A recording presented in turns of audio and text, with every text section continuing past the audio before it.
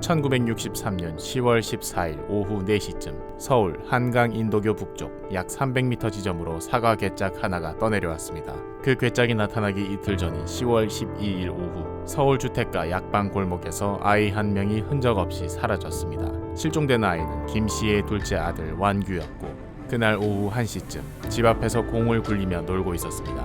목격자 진술로는 완규가 집 앞에서 놀던 중 40세 안팎의 남성에게 유괴됐다고 전해졌습니다. 그 남성은 완규를 큰 길 쪽으로 데리고 나간 뒤 아이 행적이 끊겼습니다. 가족은 그날 밤 바로 신문에 사진까지 실어가며 필사적으로 수소문에 나섰습니다.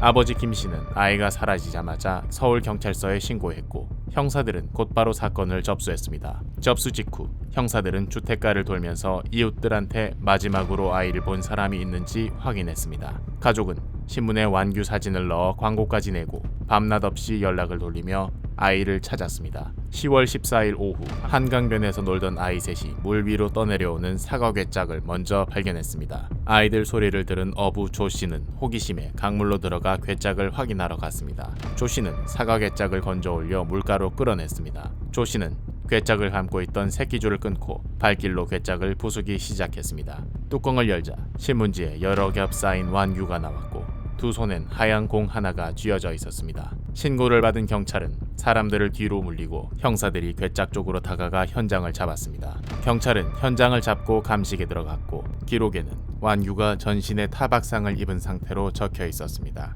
괴짝 뚜껑 안쪽에 신문지가 발라진 흔적이 남아있어 경찰은 그 부분을 증거로 잡았습니다. 또 안에 있던 신문지 묶음도 함께 봉인돼 증거로 분류됐습니다. 수사 기록에는 10월 13일 오전 10시에도 강에서 괴짝을 봤다는 신고가 있었는데 그 보고서가 위로 올라가지 않은 정황이 남아있습니다. 그래서 북한강 파출소장 우 씨는 직무유기 혐의로 10월 29일 구속됐습니다.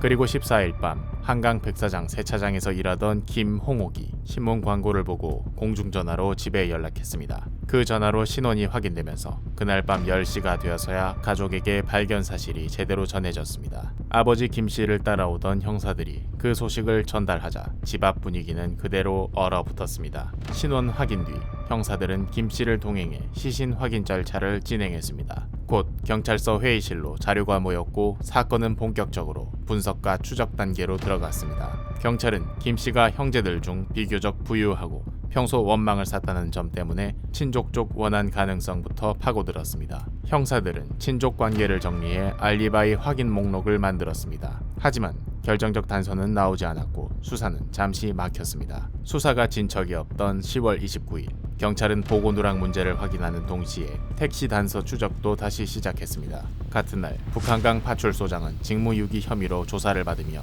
사건 처리 과정이 도마에 올랐습니다. 경찰은 택시 차고지와 기사들을 집중 탐문해 사과 괴짝을 실었다는 운행 기사를 찾아냈습니다. 택시 기사는 10월 12일 오후 2시 30분에서 3시 사이 대한극장 쪽 150m 거리 주유소에서 사과 괴짝을 든 35세 안팎의 남성을 태워 삼각지 버스 정거장까지 데려갔다고 했습니다. 남성은 택시 안에서 주머니를 뒤지며 돈을 찾는 동작만 반복했습니다. 요금이 모자라 실랑이가 벌어졌고 기사에게는 그 얼굴이 또렷이 남았습니다. 뒷좌석의 사과 괴짝은 흔들릴 때마다 이상할 정도로 무겁게 느껴졌습니다. 남성은 삼각지 인근에서 괴짝을 내리고 사람들 사이로 사라졌습니다. 경찰서 조사실에서 택시 기사는 그 동선을 손짓으로 설명했고 형사는 그대로 기록했습니다. 사과 괴짝과 새끼줄, 신문지는 봉인돼 증거 보관 선반에 정리됐습니다. 10월 31일자 경향신문에서는 서울대 심리학과 장병림 교수의 인터뷰가 실렸습니다. 장 교수는 인터뷰에서 협박이 없었던 이유와 유기 방식의 의도를 당시 관점에서 추정으로 설명했습니다. 형사는 그 기사를 사건 파일에 끼워 수사 기록으로 남겼습니다. 경찰은 10월 31일 시신을 감싼 신문지 13장을 다시 펼쳐 증거를 재검토했습니다. 그 신문지에서 국민학교 아이가 연필로 쓴 낙서가 발견됐고 내용은 2학년 국어책 문장과 같았습니다. 경찰은 인근 국민학교와 주변 아동까지 포함해 대규모로 공책을 수집했습니다. 교실에서는 아이들이 공책을 내놓았고 어른들은 말없이 수거해 갔습니다. 수집 규모는 약 2,000명분이었고 경찰은 필적 대조에 들어갔습니다. 또 신문이 유괴 전날인 10월 11일자라서 범인이 가게에서 산 게 아니라 집에서 구독한 걸 가져왔을 가능성이 제기됐습니다. 12월 11일에는 현상금 5만 원이 걸리고 벽보 3,000장이 붙었지만 범인은 잡히지 않았습니다. 그렇게 12월이 지나도록 사건은 풀리지 않았고 수사는 결국 해를 넘기게 됐습니다. 경찰은 현장 주변을 계속 뒤졌지만 해가 바뀔 때까지 뚜렷한 단서를 잡지 못했습니다. 해가 바뀐 뒤 1964년 1월 11일 완규가 숨진 뒤 처음 맞는 생일날 집에 괴편지 한 통이 도착했습니다. 편지는 노트 한 장에 또박또박 적혀 있었고 내가 범인이고 안성에 있다는 취지의 내용이 담겨 있었습니다. 경찰은 편지를 바로 봉인해 증거로 묻고 필적과 흔적을 확인하기 시작했습니다. 괴편지 소인이 안성으로 찍히자 용산시는 즉시 형사대를 안성으로 보냈습니다. 수사팀은 안성 우체국으로 들어가 발송 기록과 소인 경로부터 대조했습니다. 안성 쪽 기록을 훑었지만 기존 수사선 인물들과 이어지는 연고는 확인되지 않았습니다. 형사들은 단서를 못 잡고 그대로 서울로 돌아왔습니다. 경찰은 2월 1일 교도소에서 이복수를 불러 자백을 요구했고 다음날 새벽 검거를 공개했습니다. 이복수는 범행 뒤 숨었다가 약 일주일 뒤 한강공사장에서 절도 혐의로 잡혀 6개월 실형을 받고 수감 중이었다고 전해졌습니다. 경찰은 그가 1963년 8월 김씨 약방에서 약 15일 점원으로 일했던 경력에 대해 주목해 수사를 좁혔다고 밝혔습니다.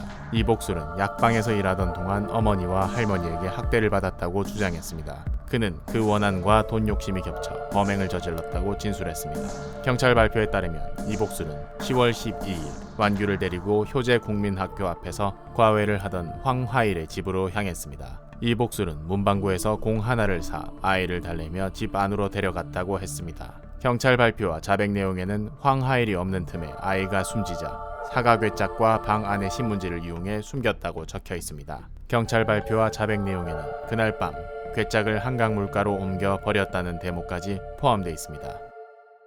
검거 이후 경찰은 황하일까지 공범 혐의로 긴급 체포했고 살인은 이복슬의 단독 행위로 정리됐습니다. 검찰은 2월 7일 이복슬은 유괴 살인으로 황하일은 유괴 혐의로 기소 방침을 밝혔습니다. 1964년 6월 12일 첫 공판에서 두 사람은 혐의를 부인하며 허위 자백이라고 주장했습니다.